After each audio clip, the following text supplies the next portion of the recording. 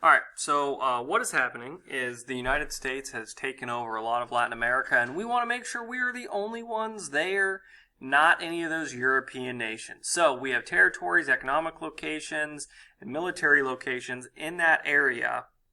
We have this huge interest in Latin America, and we want to protect it. We want to be the predominant power there in the Caribbean and in Central America. We don't want those European nations involved. So what we're going to do is we're going to pass three things. We got the Roosevelt Corollary, dollar diplomacy, missionary diplomacy that we're going to discuss in this video and kind of talk about what those mean for our role in Latin America and in Central America and protecting our investments there. So the Roosevelt Corollary goes back to the Monroe Doctrine in 1823. This demanded that European countries stay out of affairs in Latin American nations. The Roosevelt Corollary adds to this. It says that the U.S. will now use force to protect our economic interests in Latin America. So on the left, you can see that you have President Roosevelt up here at the top pointing his cannon at, this is the Republic of Santo Domingo. And you have, this says Monroe Doctrine, basically like, hey, you can't do that, get out of here, or we will shoot you. So that's that Roosevelt Corollary on that.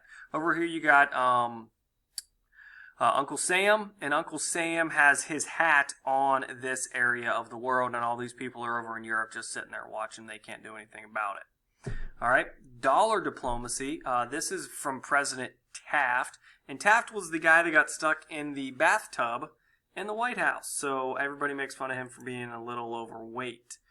Dollar diplomacy is kind of like circular reasoning here. It's, hey, if you invest a lot of money, you're invested and you have something to, you should protect it.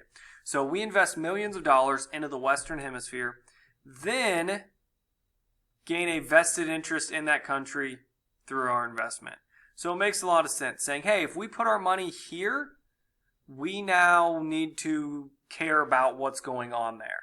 All right, so if I were to invest in Steak and Shake, I would probably go eat at Steak and Shake all the time because I have a vested interest there. And that's the idea with the dollar diplomacy. So the idea behind this was to give countries a bunch of money and then they'll like us. It kind of worked and it kind of didn't work for some of them. So an example was Nicaragua. They had a rebellion in 1911 that basically left the country bankrupt. The country ran out of money. The U.S. bankers loaned them enough money to pay off all their debts, but the banks were given rights to recover their money through Nicaragua's custom duties. What that means is that the banks from the United States that paid off the debts of the Nicaraguan companies and country could now collect money from the taxes that were being paid by those companies.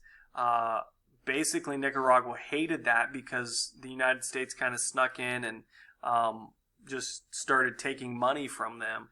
So Nicaraguans revolted, and we had to send in the Marines for that. All right, so this is where we're at. We got the Monroe Doctrine, basically says Europe, don't go into Latin America. In 1904, we get the Roosevelt Corollary that says if you go in there, we're going to shoot you.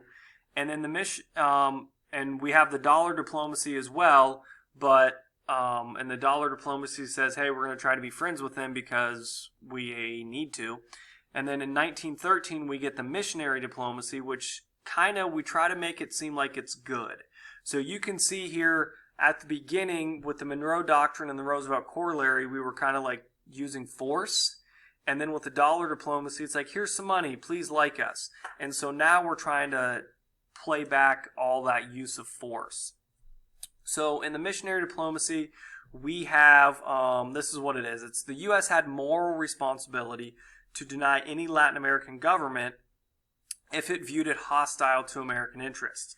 So what we're doing is we're trying to say that we have morals. And when we deny a Latin American government, what that means is that we're not letting that government run the country. We're basically not recognizing that government as a country. And this is going to happen, and it's going to come to fruition here.